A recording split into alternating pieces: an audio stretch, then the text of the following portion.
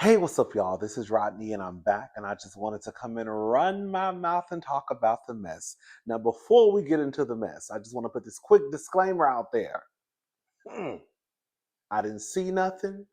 I don't know nothing because I wasn't there. Okay? I wasn't there, so I don't know nothing. This is all alleged. Okay? So now we got that out there. All right. So this is according to the dailymail.com. So exclusive. New Diddy party footage shows debauchery at a birthday bash he threw for Meek Mill at a 7.5 million Las Vegas mansion.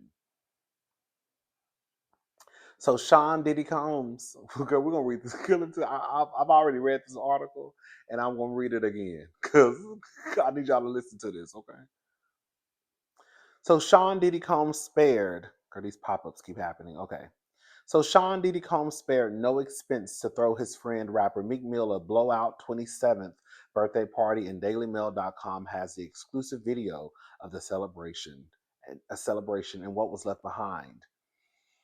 Coca-Cola, half-empty bottle of liquor, used condoms, and blood-stained bedding was evidence of how debauched the event was. The bedrooms the following day were disgusting, property manager Jason Hite told DailyMail.com. There were broken bottles of alcohol, used condoms, blood on the beddings, powder, razor blades by the hundreds, lubricant on the dressers and marble floors. I told y'all, listen, I don't know if this is true or not, but we didn't have this conversation before.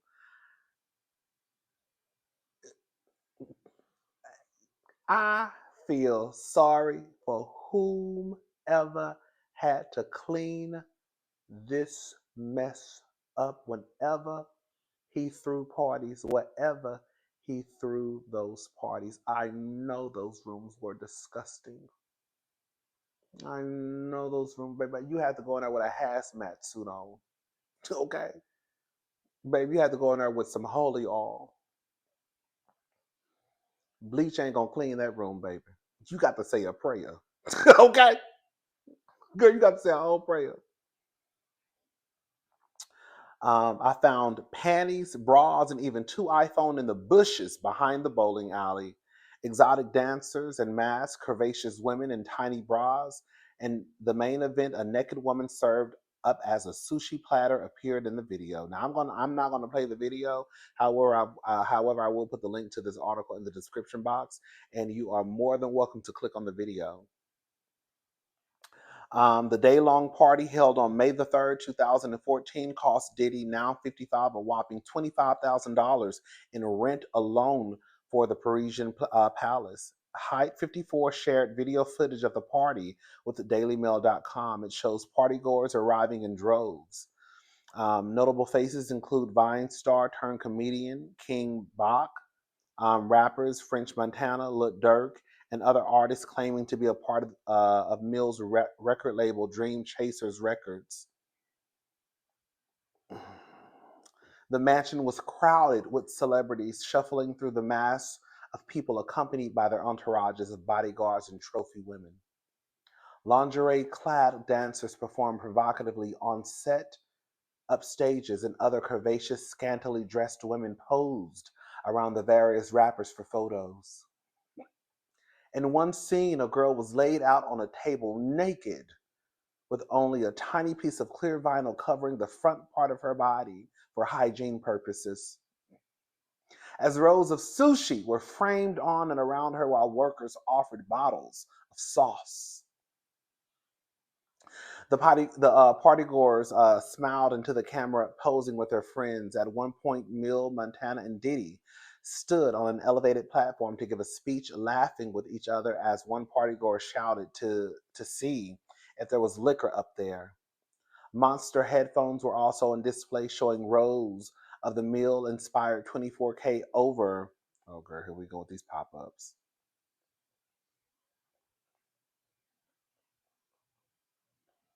Girl, I'm about to get mad.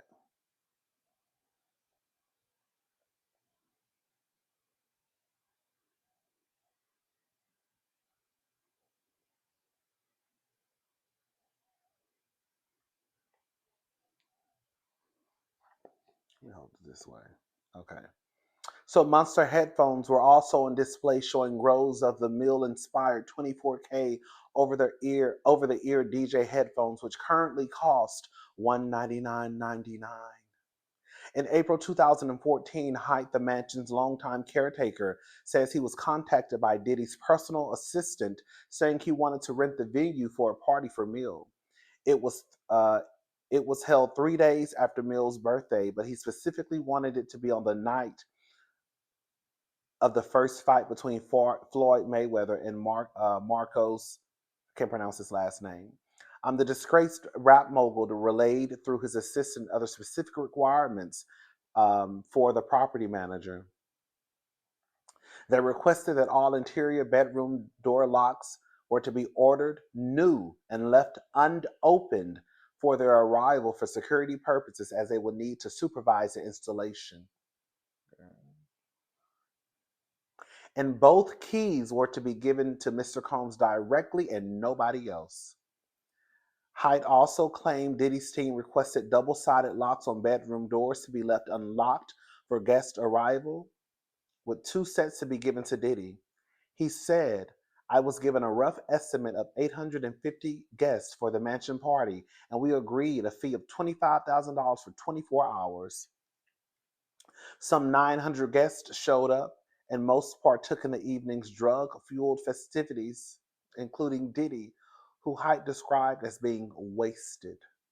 To oversee the evening's operations and ensure Diddy and his team would have him on site should problems arise, Hyde agreed to remain on site throughout the rental. I told them I have a detached guest house in the rear of the property and that unless they summon me, I will stay there. I explained to them that the mansion is a period home, which meant all bedroom doors were solid with solid brass type locks and crystal door handles and skeleton keys. According to the property manager, the mansion cost $7.5 million to build with hand-painted ceilings, which took 8 years to finish. But Diddy's team insisted that cost wasn't a factor and said to include the price of the double-sided locks on the venue fee. Diddy allegedly had an insurance policy to cover the mansion, its contents, and any loss of life for the event. Diddy even brought in his own smoke detectors, Height revealed. They stated this policy mandated the use of smoke detectors in all areas of the home and guest houses, which I replied we have. They said we would prefer brand new ones, and we would have them and they would have them shipped to me. They would install them upon arrival. Girl, how much you bet them smoke? Let me tell you something. How much? Girl, them was cameras. I don't know. That's what I'm assuming. I'm guessing. You think, girl, you girl, you think that you really think they were buying brand new smoke detectors, girl, because they're worried about so girl, no, girl, those are probably cameras installed in the smoke detectors. Let me keep reading. They said they would. I'm sorry. They said the detectors would be temporarily attached and removed after the event. So you bought brand new smoke detectors just to put them up for 24 hours, just for you then to remove them when you left. Girl, please. The party ended around 3 a.m. and there was a rampant cocaine use with broken bottles and condom wrappers left all over the property, Height claimed. The bedrooms were left in disarray. Height estimated he collected around half an ounce of cocaina from around the palace. I thought it was powdered sugar. I thought it was powdered sugar everywhere, he said. Yeah, not sugar. It was sugar, all right. It'll get you high, and ain't gonna not only is your blood pressure gonna raise, honey, you gonna raise up too. You're gonna be floating to the ceiling. Although the relationship between Diddy and Mills appeared close in the footage, the Philadelphia-born rapper has taken steps to separate himself from Diddy, telling one fan on the street, "No Diddy Gang." The nature of their relationship began to be questioned when producer Rodney Jones filed a $30 million lawsuit against Diddy on February the 26th, accusing him of SA. Um, Jones' lawsuit stated that a Philadelphia rapper who dated Nicki Minaj had allegedly engaged in a sexual relationship with the rap mogul, leading to speculations that the redacted name was Mill since he dated Minaj from 2014 to 2016.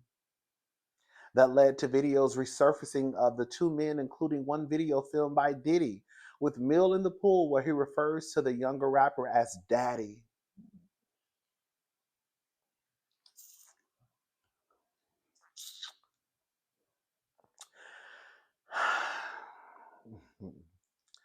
Hey, what's up, King's son? Diddy said to Mill from behind the camera. Man, you're doing it. You're doing it. You deserve it, Daddy. You putting in that work. I'm proud of you. I love you. Mill responds to him, I appreciate it. I love you too. In response to the speculation, Mill took to X to dispute those claims after screenshots of the lawsuit went viral. Every black blog site enhanced that post to make me seem gay. Mill wrote on February the 28th, I change laws for our people. I donate millions. They are designed to destroy the image of black leaders. I was about to go to a whole rant. Let me shut up. It can't work on me though. You gotta really kill me, and I still will get bigger after death. This God, this God, not me. LOL. Diddy is currently in federal prison in Brooklyn, New York, awaiting trial on charges. Y'all already know, girl. Ex trafficking and racketeering. Mm, baby, listen.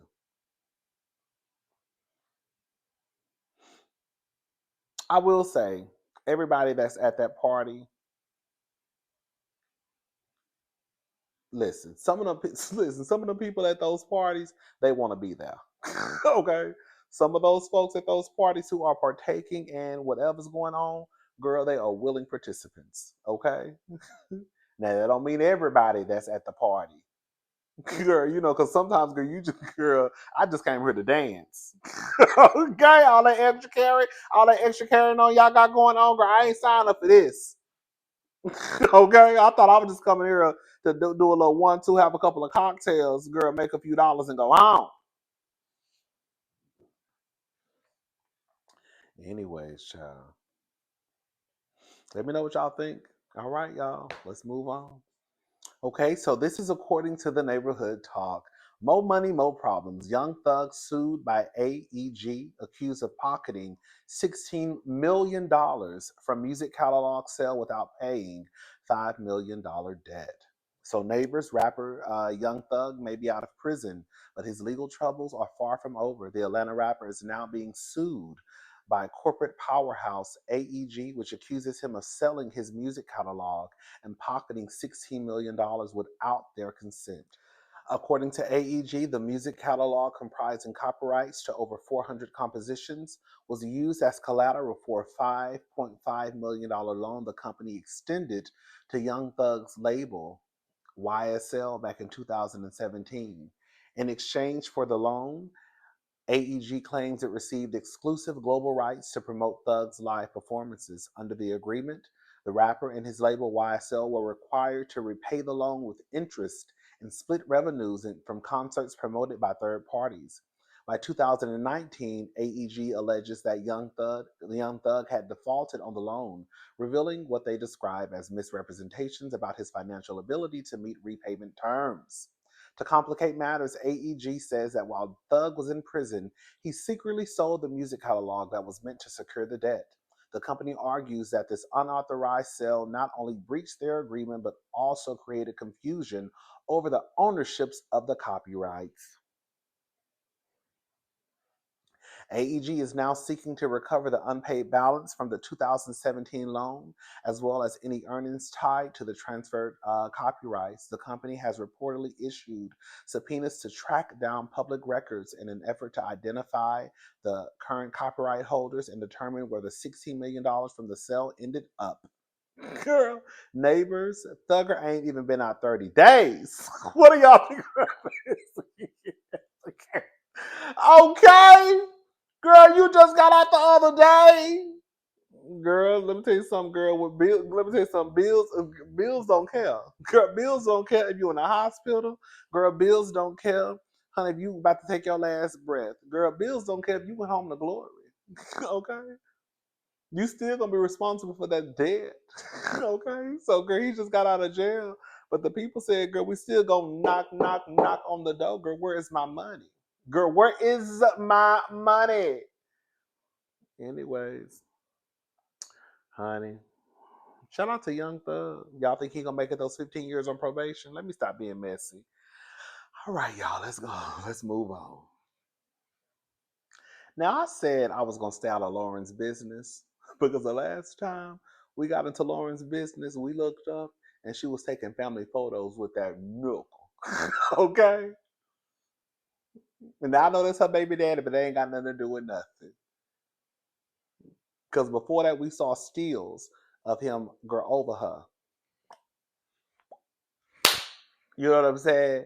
And then we looked up, and then girl, they was taking pictures in the woods. They was taking pictures. I think she had a birthday party a couple of months ago. They was taking pictures at the party, and we like, hold on, what happened? What happened, Lauren? Girl, what happened? Now we know you can't. We know you can't be mad at him forever. I mean, because that's your baby daddy, and y'all got the young baby, and you know what I'm saying. So I know it's not that simple, but that mean that we ain't got to be posting. We ain't got to be taking pictures and posting them on the internet either. Okay.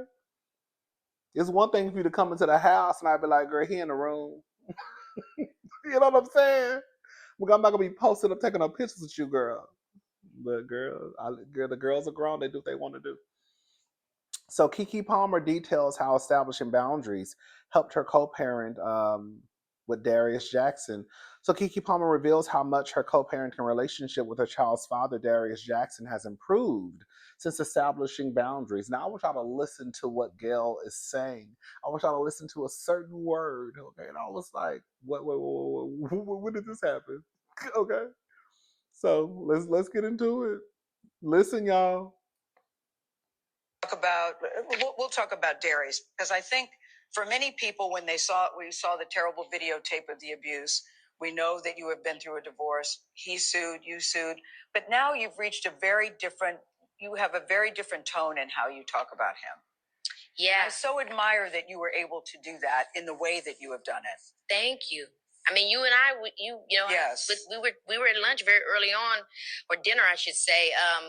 I got to be honest, I would have never thought that I would be where I am now. Mm-hmm. And so I'm very grateful that this has now been the outcome, and, we're able to coexist in this way and show up for our son, and, just be in a different place. It's a real blessing. That's the best way that I can explain it. But you say co-parenting is not a competition, but how did you get to this place? Because you said, I don't want my son to dislike his father. I don't want the public to dislike his father. Yeah. Because after all, we are the parents of this child. How did you boundaries?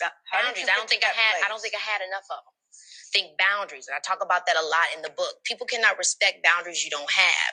And sometimes it's hard to make boundaries with people that you love. You want to make excuses. You want everything to be, you understand, and you're actually handicapping them because you're not allowing them room to grow and to show up in the way that they need to show up, because you're not drawing any lines. Mm-hmm. And that's something that I've always struggled with. I talk about it so much in the book, with my Christian background and the concept of forgiveness and how that means I show up for me and show up for others. And when I had my son, it became clear that I needed to create boundaries, that I needed to have hard lines with the people in my life, not just the personal, but in my work. Everything became clear because this child needs me. Yeah. So anything that's taken from me that I could have been okay with before, I'm not anymore. Yeah. Because I need to be 100% for this child. And I think that changed everything. And look, it doesn't always. Every time, I think that's why it's so hard sometimes for us to create boundaries, is because we don't want to lose the job, or we don't want to lose the guy, or we don't want to lose the situation. Mm-hmm. But the truth is,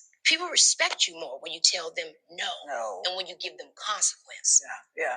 I mean, just because someone is great, you say, listen, I think he's a great person, but he's not for me. Right. That he's not for me. And I think, you talk about in relationships, sometimes you see red flags, but you only paid attention to the green lights. That's right. A lot of people do that. Yeah. I think, we always want to, and not for everybody, but I think for me, I'm always trying to see the best in everybody. And I have to realize, just because I'm seeing the best in everybody, that doesn't mean that's how they want to show up. Listen, did y'all hear Gayle King say divorced? I said divorced. Who? in order to be divorced, you got to be married, right? So I'm a little confused. And I'm like, I know Gail just wouldn't say that, especially based off of the fact that Keke, right after Gail spoke, let it be known that they had went out to dinner. So even before the interview, you've had dinner with this person. Y'all have probably already went over like, what we're gonna talk about. I don't know. You had somewhat probably an intimate conversation. So for Gail to just say divorced, like I don't just like why would she just throw that word out there? You know what I'm saying? Were they married? Or was it a slip up? It could have been a slip up. Gail could have had a slip up, right? We all do sometimes. Shout out to everybody who has a co-parent. I know it has to be hard, especially when you co-parenting with somebody who you can't fucking stand. Okay, it's one thing, girl, when girl, you ain't got no problem with him, he ain't got no problem with you. But girl, it's a whole other ball game when you have to co-parent with somebody who is, you can't stand. The nigga is crazy, she crazy, he a mess, she a mess, right? Girl, I know they gotta be a headache. Anyways, shout out to Keke. Shout out to Keke for setting boundaries. Listen, that's her baby daddy. You know what I'm saying? Like I said, the baby is a baby. Um, so she has to deal with the boy. It's one thing if the boy was, 15, 16, and he can pick up the phone and call his daddy on his own. But at this stage, I guess they have to deal with each other, girl. I don't know. Shout out to Keke. Okay. Shout out to Lauren. That's the same person if y'all. Lauren is her government name. Keke is her stage name. All right, y'all. I'm gone. I'll talk to y'all later. Have a good night. Bye, y'all.